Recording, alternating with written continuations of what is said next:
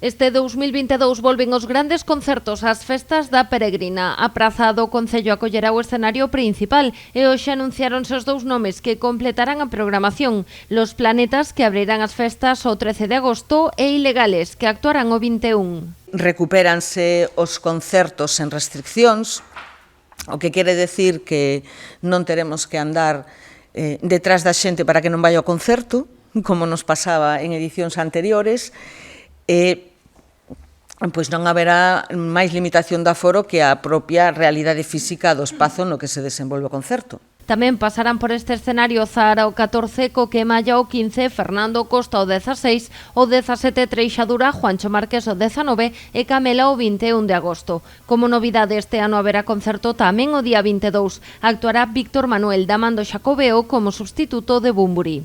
Foi un acordo co Xacobeo para que un concerto alternativo a ese se celebrase en Pontevedra. Ese vai ser o concerto de Víctor Manuel, o luns 22. Ten unha diferencia co outro concerto, é na Praza do Concello, é de balde, e o que dá é unha continuidade á programación da Festa da Peregrina, que se alonga un día.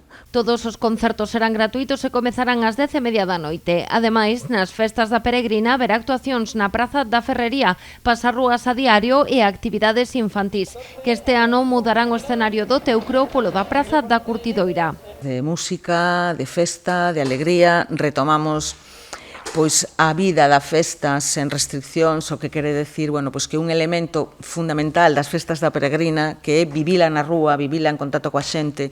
Outra das grandes citas da programación será a Batalla de Flores. Será o xoves 18. Este ano amplía percorrido. Partirá dende a rúa Virxinia Pereira. Montase en Virxinia Pereira e percorre todo Loureiro Crespo. Amplíase moito o percorrido da Batalla de Flores para que, pois, máis partes da cidade podan participar dese espectáculo. Remata, como sempre, pois o final de Padre Amoedo.